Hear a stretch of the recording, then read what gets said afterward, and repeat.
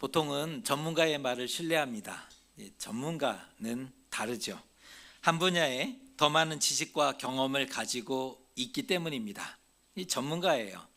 한 분야에 더 많은 지식을, 경험을 가지고 있습니다. 우리가 입시 전문가의 말을 경청하죠. 왜요? 전문가니까. 상담사의 말을 신뢰합니다. 왜요? 그는 그 상담을 통해서 오랜 시간 그런 경험과 또 지식을 가지고 있기 때문에 신뢰하는 거죠. 비행기는 조종사가 전문이고요. 배는 선장이 운전해야 합니다. 아무나 조종할 수 없고 운행할 수 없죠. 우리가 자동차 운전을 할 수 있다고 비행기도 해보겠다. 이건 좀 다르고요. 자동차 운전을 할 수 있다고 해서 배를 잘할 수 있다. 이건 다른 영역의 문제인 거죠. 해당 분야의 지식과 경험과 노하우를 무시하면 안 되는 거예요. 그쪽 영역에 그러한 지식을 또 경험을 그리고 시간을 거쳐서 수많은 시행착오를 거쳐서 깨달아진 그런 노하우를 우리가 무시하면 안 되는 거죠. 바울은 이제 우리가 사도행전을 오늘과 저녁 송구영신 예배를 통해서 사도행전이 마무리가 되는데 바울은 이제 절차대로 로마로 호송됩니다. 절차를 거쳐서 로마로 호송되게 되는데 하지만 그 과정에서 배가 파손되는 위기를 맞게 됩니다. 대체 어떤 일이 일어나서 그렇게 되었는가? 그리고 그 과정에서 어려움을 어떻게 풀어냈는가를 한번 오늘은 생각해보는 그런 시간을 가져보려고 합니다. 바울이 아그리빠 왕 앞에서 특별 신문을 받는 장면, 우리가 지난주 말씀을 나눠봤어요. 묵상집을 같이 따라오시면 좋을 것 같아요. 지난주에 우리가 아그리빠 왕 앞에서 바울이 특별 신문을 받는 경우를 살펴봤는데 결국 신문을 받았는데 혐의가 없음이 밝혀졌죠. 죄 없다는 판결을 받았어도 이미 가이사에게 상소했기 때문에 누구도 그를 석방할 수 없는 상황에 놓여졌습니다. 왜냐하면 바울을 석방하는 것은 이제는 황제의 권한에 놓여 있기 때문에 그를 석방을 하면 황제의 권한을 무시하는 월권의 행위가 되기 때문에 죄는 없어도 로마로 가야 하는 그런 상황이 되어졌습니다. 이러한 사유로 바울은 로마로 보내지죠. 시리아에서 로마로 가는 가장 빠른 운송 수단은 백길입니다. 걸어서는 너무 멀어요. 산을 넘어야 되죠. 강을 건너야 되죠. 걸어서는 너무 먼데 로마로 가는 가장 빠른 수단은 백길입니다.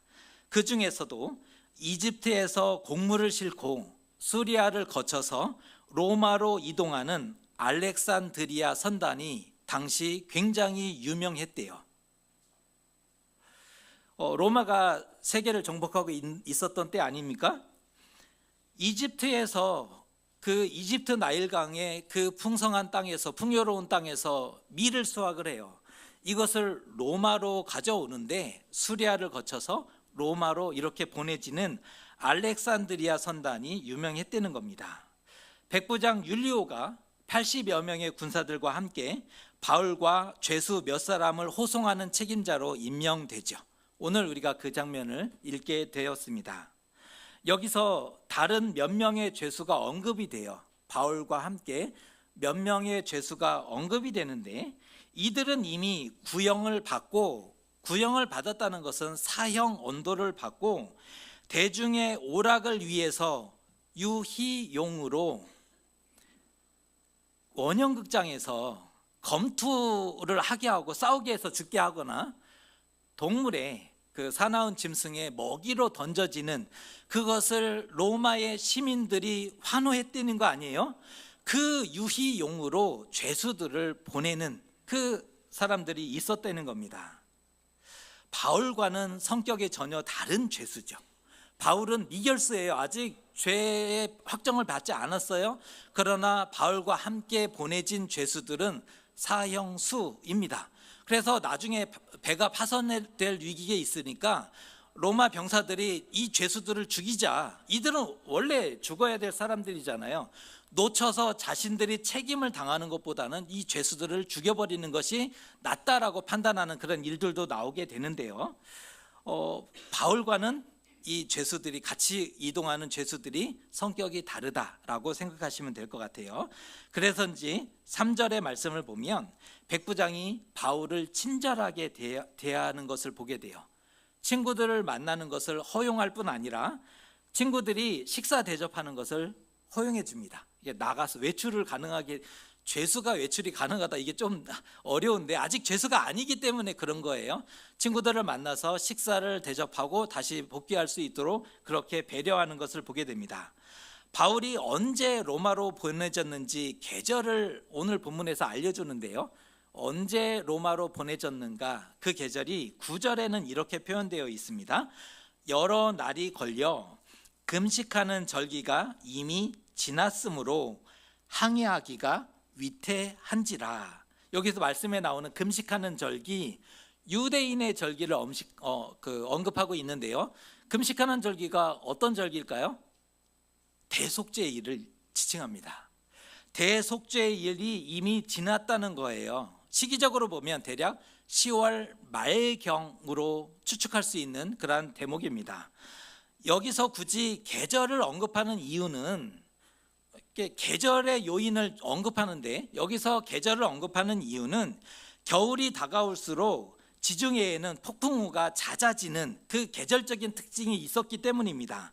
그래서 대개 11월에서 봄까지는 항해를 중단하고 안전한 항구에서 겨울을 보내는 선단들이 많았다고 합니다. 그러니까 11월부터 겨울 동안, 봄이 되기 전까지는 안전한 항구에서 겨울을 보내고 봄이 되어야 로마로 이렇게 이동하는 일들이 있었다는 겁니다. 그런데 그들은 이미 맞바람을 피해야 했대요. 바람의 힘을 이용해서 가는데, 맞바람이라는 거 반대쪽으로 불어오는 바람이라잖아요. 이 맞바람이 언급이 되고요. 배가 더디 가는 그런 기록을 남겨줘요. 배가 더디 갔다, 바람의 힘을 못 받고 있다를 얘기하고 있는 거고요. 결국 바람의 힘을 못 받으니까 갖은 고생을 통해서 니도 맞은편에 이르렀지 않습니까? 그리고는 또 풍세가 더 허락하지 않음도 경험했다라고 써주고 있어요. 바람에 불어오는 것이 더 허락하지 않았다라는 기록을 남겨주고 있는 겁니다. 이때 바울은 겨울이 이미 다가왔기 때문에 이 배는 무엇을 하면 좋을까요? 안전한 항구에서 정박을 하고 겨울을 보내는 것이 더 좋았을 것 같습니다. 왜냐하면 그 배에는 276명의 사람들이 승선을 했고 그들의 목숨을 위험에 빠뜨릴 필요는 없었기 때문입니다. 이때 바울은 성령의 감화를 받아서, 성령의 감동으로 보시면 돼요. 성령의 감동을 받아서 그들의 앞날과 미래에 대해서 예언하고 있죠. 예언을 해주는데 이렇게 예언을 해줍니다. 10절의 말씀인데요, 같이 한번 읽어보겠습니다. 말하되 여러분이여, 내가 보니 이번 항해가 하물과 배만 아니라 우리 생명에도 타격과 많은 손해를 끼치리라 하되, 이 말씀이 바울이 성령의 감동을 받아서 사람들에게, 배에 타고 있는 사람들에게 예언한 내용입니다. 바울이 이렇게 얘기했을 때 사람들이 바울의 말을 어떻게 반응했을까요? 사람들이 어떻게 이해했을까요? 백부장은, 배의 총책임자가 백부장이죠. 백부장은 선장과 선주의 말을 바울의 말보다 더 믿더라, 이렇게 결론을 써줘요. 사람들이 바울의 말을 어떻게 이해했을까? 별로 귀담아 듣지 않았죠. 모든 책임을 진 백부장은 선장과 선주의 말을 더 믿었고 인정해 주는 모습을 보게 됩니다. 즉히 정상이에요. 이걸 틀렸다라고 얘기하는 게 아니에요. 정상이죠. 배에서 운항을 더 할 거냐 말 거냐를 판단하는데 누가 결정을 할까요? 선장과 선주, 배의 주인이 결정을 하는 거죠. 현재 바울의 신분은 죄수입니다. 그러니까 사람들은 죄수로 알고 있어요. 죄수의 말을 듣고 중요한 걸 결정을 할까요? 그러지 않을 거예요. 현재 바울의 신분은 죄수였고, 믿기 전에는 뭐 하는 사람이었을까요? 바울이 믿기 전에 율법을 연구하던 학자였죠. 그러니까 현재 바울의 신분은 죄수고, 바울이 믿기 전에는 율법을 연구하던 학자였어요. 믿은 다음에는 곳곳을 다니면서 복음을 전했던 선교사였죠. 바다를 몰라요. 바울은 바다를 모르는 사람입니다. 비전문가인 거죠. 오히려 바다에 대한 전문가는 선장이고 선주입니다. 일생 바다에서 살았던 사람들이 바다를 잘 알겠죠. 바다를 잘 아는 사람들의 선장이 선주가. 특별히 알렉산드리아 곡물선을 앞에서 언급해드렸는데 제국의 주요한 식량을 운반하는 선단이에요. 그러니까 알렉산드리아 이 선단은 제국의 주요한 식량을 공급하는 굉장히 중요한 역할을 하는 선단이었다는 거예요. 중요한 만큼 아무나 일 수는 없는 거예요. 이렇게 바다 조금 이렇게 해봤던 경험이 있는데요. 뭐 선장하시오, 선원하시오 그러지는 않아요. 제국의 주요한 식량을 운반하는 이 중책인데요. 아무나 일 수는 없는 거죠. 잘한다는 사람들 중에 뽑아서 또 건장한 사람들 중에 뽑아서 선장과 선주의 역할을 하고 또 일꾼의 뱃일을 맡길 수밖에 없는 거 아니겠습니까? 그들이 바로 항해 전문가예요. 그들이 바로 실력 좋은 사람들이라는 보증이에요. 이미 알렉산드리아 선단에 속해서 일하는 사람들이라는 것은 바다를 그만큼 잘 아는 사람들이다라고 인정받은 것이라고 볼 수 있는 겁니다. 최고의 전문가의 의견과 초라한 죄수의 말은 비교 대상이 아니죠. 이거 비교하면 안 되는 거잖아요. 전문가의 의견과 아무 관련도 없는 이 사람이 얘기하는 말을 비교하면 안 되는 거예요. 이거는 고려 대상이 되어서는 안 됩니다. 오히려 무시하고 전시하는 게 당연했어요. 선장과 선주들이 큰 소리 치는 소리가 들리지 않으십니까? 오늘 이 상황에서 선장과 선주들이 큰 소리 치는 상황이 성경에서 들려져요. 막 이게 성경 읽을 때 소리가 들려져요. 걱정하지 마시라니까요. 이 얘기가 막 들려져요. 눈 감고도 갈 수 있어요. 이 바다에서 평생 살았어요. 눈 감고도 간다니까요. 이 목소리가 들려지지 않으세요?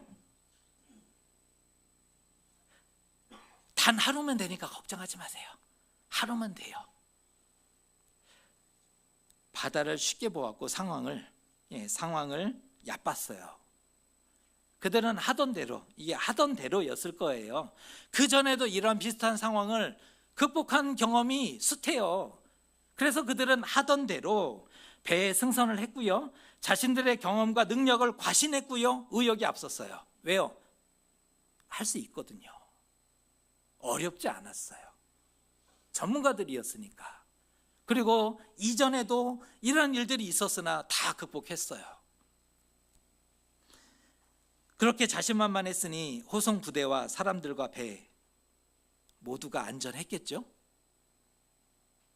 우리는 성경을 읽었기 때문에 지금 이게 그러지 않았다라는 것을 염두에 두고 있는데, 그렇게 자신했다면 276명의 사람들과 선원들과 배가 안전해야 되는 거 아닐까요? 사실 하루길만 더 가면 베닉스라는 항구가 나와요. 80km 정도로 추정하는데, 하루길만 더 가면 80km, 여기만 가면 베닉스라는 항구가 나오는데, 여기 베닉스는 지금 있는 곳보다 겨울을 보내기에 더 크고 넉넉하고 안전한 곳이었어요. 겨울을 보내기에는 조금 작고 불편해요. 이곳에서 3-4달의 겨울을 보낼 거냐, 아니면 하루 차인데 조금 더 크고 넉넉한 그곳에 가서 겨울을 조금 더 편안하게 안전하게 보낼 것이냐 선택해야 되는 상황이었던 겁니다. 딱 하루 차이였어요. 오늘까지 괜찮았는데, 조금 힘들긴 했지만 오늘까지 괜찮았는데 하루 사이에 별일이 있겠나? 여러분 어떠세요? 오늘까지 괜찮았다니까요. 하루 차이예요. 한 달 차이다 그러면 안 되죠. 그러는 거 아니에요. 그러나 하루 차이예요. 오늘까지 별일 없었는데 이 별일 있겠나? 순풍이면 반나절이면 갈 수 있어요. 80km 순풍이면 바람만 잘 맞으면 반나절이면 서너 시간이면 그곳에 도착해서요 3, 4개월의 그 겨울의 폭풍우를 잘 넉넉하게 넘길 수 있다니까요. 쉽게 생각했고 운항을 결정하죠. 처음에는 남풍이 순하게 불었대요. 그 기록을 봤더니 돛을 올리고 출발했더니 남풍이 불었대요. 그때 그들이 뭐라고 했을까요? 봐라, 내 뭘 했냐? 된다 그랬지. 우리가 전문가라니까. 자신들이 옳은 줄 알고 의시되는 소리가 성경에 안 들려오세요? 성경을 좀 우리가 입체적으로 우리 3차원으로 읽어보자고요. 뭐라 그랬냐? 된다 그랬잖아. 내가 전문가인데. 하지만 얼마 되지 않아서 유라굴로라는 광풍을 만났대요. 광풍, 이 한자 표현인데 미친 바람을 만났대요. 그러니까 성경에서 그 태풍을 표현하는데 이게 광풍을 만났다는 것은 아주 그냥 미친 바람이라는 거예요. 그러니까 뭐 이렇게 인정사정을 봐주고 살짝 불어오는 태풍이 아니라 와, 이게 미쳤구나, 이런 상황인 거죠. 장난이 아닌 거예요. 인정사정 봐줄 수 없었던 겁니다. 순식간에 배가 표류하기 시작했고요. 침몰과 파선을 막기 위해서 배를 묶지 않으면 바람에 깨어지거나 파도에 깨어지거나 전복되는, 그러니까 꽁꽁 이렇게 묶어야 되는 그런 상황이 벌어졌고요. 모래톱에 걸릴까 봐 바닥이 배에 닿으면 안 되니까요. 배의 무게를 줄이기 위해서 무엇을 했을까요? 배에 짐을 버리고요. 심지어 돛과 밧줄 같은 이 생존의 필수적인 것, 돛 버리고 배가 살아남기를 어떻게 바라겠어요? 나중에 풍랑이 잦아지면 돛을 올리고 가야 될 거 아니에요. 그런데 모래톱에 걸리면 죽는다. 생존을 위해서, 무게를 줄이기 위해서 있는 거 다 버리지 않았습니까? 나중에는 밀을 운반하는 그 수송선인데 밀까지도 버려요. 왜요? 이거 전복돼서 파손되면 우리 다 죽는다. 생존의 필수적인 것들을, 그리고 자신들이 가지고 있는 사명까지도 버리는 거예요. 밀까지도 다 퍼버렸다는 거예요. 풍랑과 싸우고 심히 애썼어요. 그럼에도 통제불능이죠. 무엇을 만났어요? 광풍, 미친 바람을 만난 겁니다. 상황은 더욱 악화됐고요. 해도 별도 보지 못하고 풍랑 속에 갇혔대요. 14일간을. 우리가 태풍도에 한 3, 4일? 조금 긴 애는요 한 일주일만 만나면 얘 지나가더라고요. 물론 이제 휩쓸고 가서 피해는 만만치 않지만, 그런데 얘는요 14일간을 그렇게 밤낮을 해도 없고요, 별도 안 보이고 몰아쳤다는 거예요. 그러니까 광풍이죠. 구원의 여망마저 사라졌어요. 선장과 선주들이 그 이후에 역할이 나타나지 않아요. 그렇게 봤을 때 그들도 정신줄을 놨구나. 이미 이제 기진해서 모든 걸 다 포기해버린 상황입니다. 선장이 마지막까지 어떤 역할을 해야 되잖아요. 파손되기 전까지는. 그런데 성경을 읽어보면 선장과 선주가요 그런 리더십이 나타나지 않아요. 결국 바울이 사람들이요, 주의 천사가 나에게 이런 말씀하셨다. 당신들이 이제 좀 먹어라. 14일간 먹지도 못했고 정말 우리가 이렇게 왔다. 먹고 한 섬에 걸리게 될 터이니 여러분은 구조하게 될 겁니다. 여러분의 생명에는 해가 없을 겁니다. 이거를 바울이 리더십을 발휘하지 선장의 말이 나타나지 않아요. 14일간의 광풍에 휩쓸려서 갇혀서 선장도 선원들도 선주도 다 정신줄을 놨구나라고 생각하셔도 될 것 같아요. 그런데 오늘 풍랑은 왜 만난 걸까요? 풍랑을 왜 만났습니까? 이 당시 생각하는 보편적인 생각을 몇 가지 전해드릴게요. 풍랑을 왜 만났는가? 이 당시의 사람들의 인식입니다. 신의 진노였을까요? 왜 그렇게 생각해요? 바울이 이 풍랑을 겨우 구사일생으로 살아나서 한 섬에 걸렸잖아요. 그때 비가 오고 추우니까 불 피우다가 독사에 물리는 장면이 나오죠. 그때 섬의 치장이 이렇게 얘기해요. 바다에서는 생존했으나 정의가 당신을 죽게 하는구나. 이게 신이 그들이 믿는 신이죠. 이게 하나님은 아니에요. 신이 정의롭게 당신을 죽였다라고 평가하듯이 이 풍랑을 만난 것은 신의 심판인가요? 심판의 결과 신이 죄인을 바다에서 발견하고 바다에서 심판한 것일까? 만약에 신의 심판이라면 운명을 받아들여야죠. 신하고 어떻게 싸워요? 요 해석이 하나 있고요.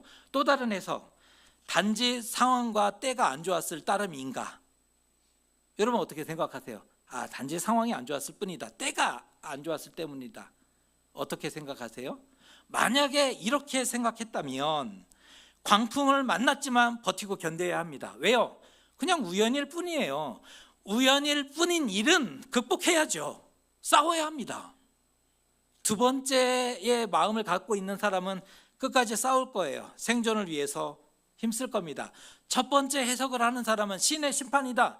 사람이 신하고 싸워서 불가능하니까 운명을 받아들일 거고, 두 번째 해석하는 사람은 싸울 거예요. 왜요? 우연이거든요. 극복하면 되는 거예요. 세 번째는 한번 들어보세요. 사인이 충분히 주어졌는데 그것을 못 봐서 닥친 일이다. 이렇게도 해석할 수 있죠. 이미 사인이 주어졌다고요. 여러 가지 일련의 일들이 있는데 이것을 못 봤고 못 들었기, 눈으로 못 봤기 때문에 닥친 일이다. 이렇게도 볼 수 있지 않습니까? 시기적으로 이미 겨울이 다가왔어요. 우리는 일련의 일들을 봤어요. 무리해서 항해하면 안 되는 것을 이해했습니다. 배가 바람의 도움을 못 받아요. 바람에 의해서 힘으로 가는 배인데 바람의 도움을 못 받아요. 더디 가는 상황이 발생했고, 간신히 중간섬을 거쳐서 계속 이동하는데 간신히 한 섬 한 섬을 그렇게 밟아왔단 말이에요. 풍세가 험악해지기 시작했어요. 폭풍우가 불어오는 게 이미 보여졌어요. 거기서 아무것도 느낀 것이 없다면 진짜 생각이 없는 거죠. 안 그런가요? 그런 상황들이 계속 발생하는데 그것을 보면서 아무것도 느낀 게 없다. 그러면 좀 이상한 거 아닐까요? 아무리 전문가이고 경험이 많아도 기본을 놓치면 안 되죠. 보이는 수많은 경고와 사인을 외면하면 안 된다는 거예요. 사인이 이미 주어졌지 않습니까? 백부장이 오늘 배의 운항과 관련돼서 선장의 말을 믿은 것, 선장과 상의한 것, 이거는 맞아요. 잘한 겁니다. 1순위로 선장과 상의해야죠. 하지만 바울이 말도 안 되는 의견을 꺼냈잖아요. 비전문가가, 그것도 죄수가 말도 안 되는 의견을 꺼냈어요. 바울은 전문가가 아니죠. 바다를 아느냐? 몰라요. 바다 사람 아니에요. 항해와 바람을 아느냐? 모릅니다. 그거 연구한 사람 아니거든요. 어느 것도 해당되지 않아요. 바다도 모르고 항해도 모르고 바람도 몰라요. 근데 바울이 말도 안 되는 소리를 했어요. 다만 바울은 성령의 감동을 받은 사람이었고 기도하는 자였어요. 선장은 전문가였고 바울은 성령의 감동을 받는 사람이었고 기도하는 사람이었어요.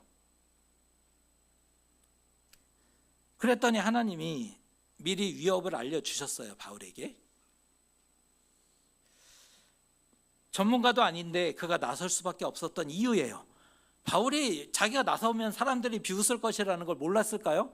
알았겠죠. 죄수가, 비전문가가 얘기하면 사람들이 어떻게 반응할지 웃기고 있네. 비웃을 것이라는 것을 다 알고 있었지만, 전문가 아니었고요. 사람들의 반응을 예상했지만, 그럼에도 사람들에게 경고했던 이유는 하나님이 말씀하셨기 때문에, 그것을 들었기 때문에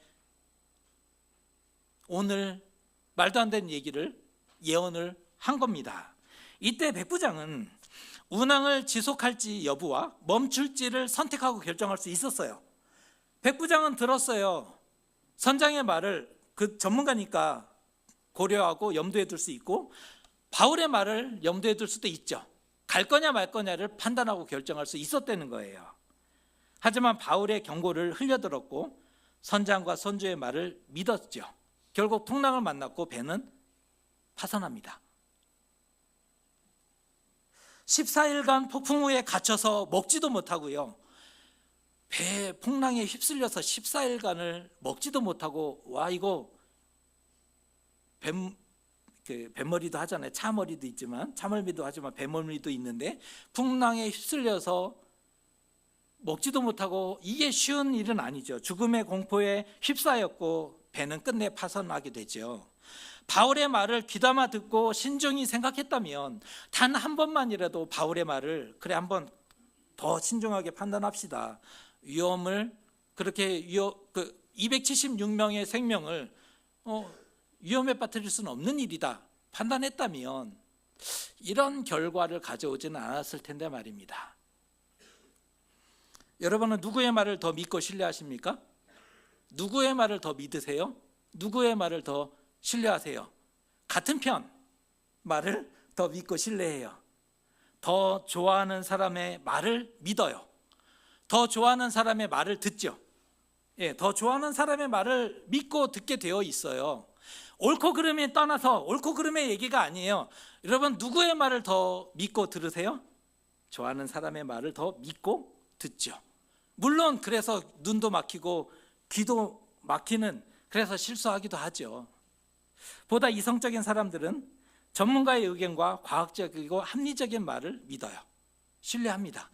좀 이성적인 사람들은 전문가의 말을 조금 결정하는 데 도움을 받아요. 그리고 합리적이고 또 과학적인 것들, 이게 과학적으로 더 맞대, 이걸 조금 더 인정을 해주죠. 우리도 지금까지 그렇게 살아왔어요. 우리 모두가. 여러분, 그렇게 살아오지 않으셨어요? 잘 살기 위해서 그렇게 살아왔다고요. 전문가의 말도 신뢰했고 과학적이고 또 합리적인, 이 상식적으로 이건 말이 안 되는데 안 가려고 했고요. 합리적인, 왜? 더 잘 살기 위해서 그런 판단을 했어요. 우리도 지금까지 그렇게 살았죠. 성공하셨습니까?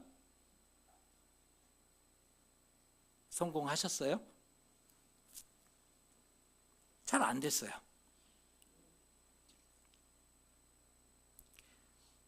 우리는 성공했는가?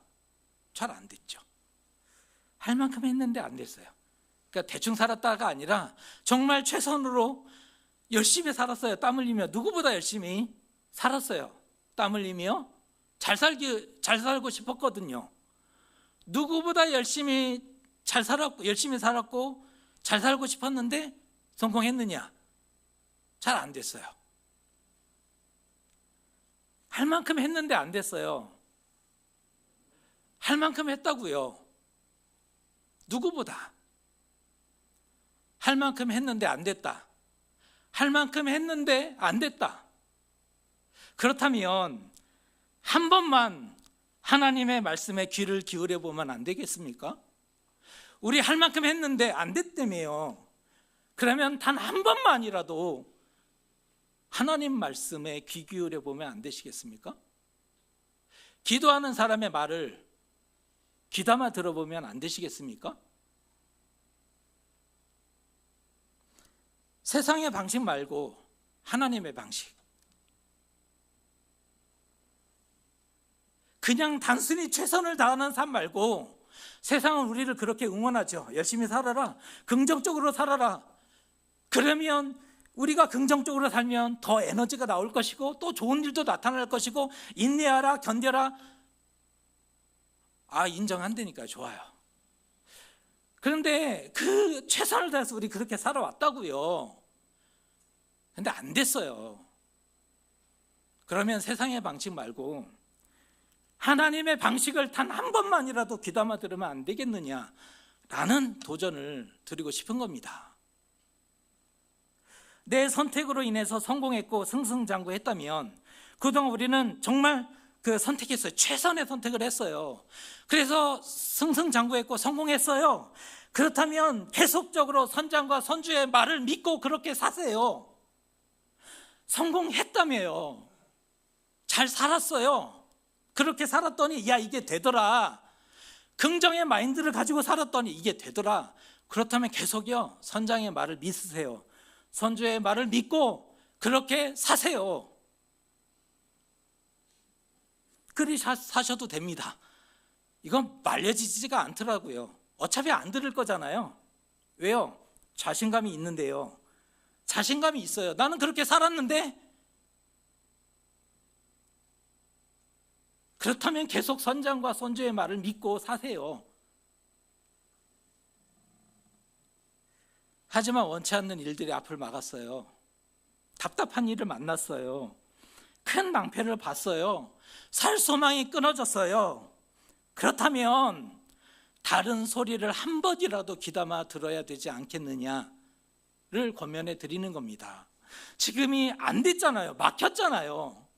그렇다면 단 한 번이라도 다른 소리를, 내 뜻대로 그동안은 살아왔는데 내가 하고 싶은 대로 살았잖아요. 솔직히 아니에요. 우리 하고 싶은 대로 다 살았죠. 그런데 막혔대잖아요. 그러면 단 한 번만이라도 말씀을 좀 귀담아 들어보실 수 없으시겠습니까? 중요시 여기지 않았던 바울의 말, 중요시 하지 않았던 하나님의 말씀, 우리가 언제 하나님의 말씀을 중요시 했습니까? 우리가 하고 싶은 대로 살았잖아요. 우리가 믿고 싶은 대로 믿었고 우리가 듣고 싶은 대로 들었어요. 하나님은 언제 그렇게 하라고 했어요? 우리가 믿고 싶은 대로 믿은 거고 듣고 싶은 대로 이 마음의 소리를 하나님의 음성으로 들었고 그동안 살았다고요.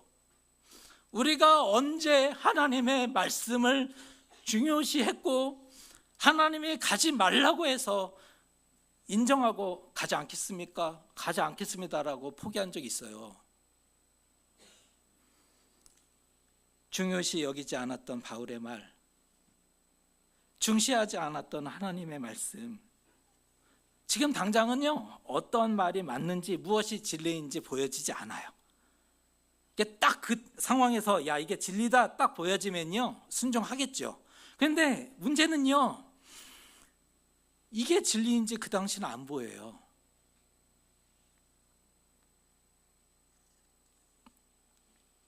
너무 엉뚱해서 이해가 안 가는 말이 튀어나와요. 너무 엉뚱한 말이 튀어나온단 말이에요. 하지만 지금은 풍랑을 만났고 풍랑 앞에 있습니다. 적어도 지금보다 나아지지 않을까. 하나님의 말씀을 우리의 선택과 판단에 하나의 염두에 두는 것으로 여기기만 해도 지금보다는 나아지지 않을까. 그것이 사는 길이 될 수도 있지 않을까. 그 하나님의 말씀으로 인해서 사는 길이 열릴 수 있지 않을까.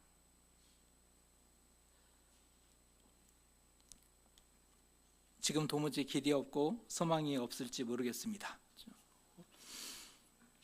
참 힘들다 이런 생각, 마음 가지고 계실 수도 있을지 모르겠습니다. 좀 더 진지하게 말씀 앞에 서고 기도하면 좋겠습니다.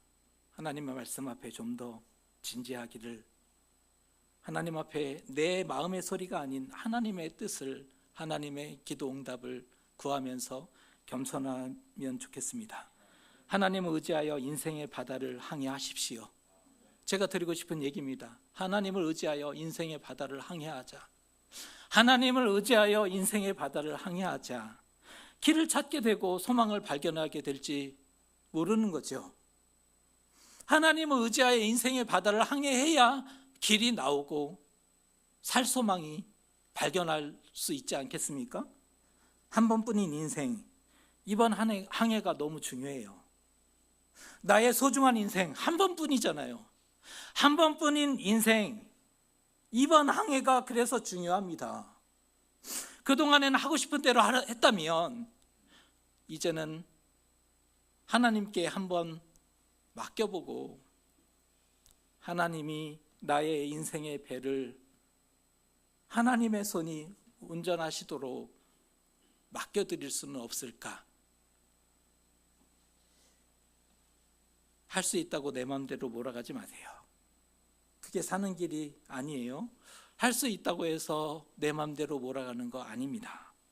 중요한 만큼 하나님께 붙어서 인생의 항해를 지속하십시오. 중요하니까, 소중하니까 하나님께 붙어서 하나님을 의지하여서 인생의 항해를 지속하십시오. 권면하기는 2024년이 이제 내일부터 새롭게 시작합니다. 우리의 2024년의 걸음이 하나님과 함께 항해하는 한 해가 되시기를 주님의 이름으로 축복합니다. 기도하겠습니다. 바울이 로마로 호송되는 과정에서 큰 풍랑을 만났고 죽음의 문턱에도 이르게 되었습니다.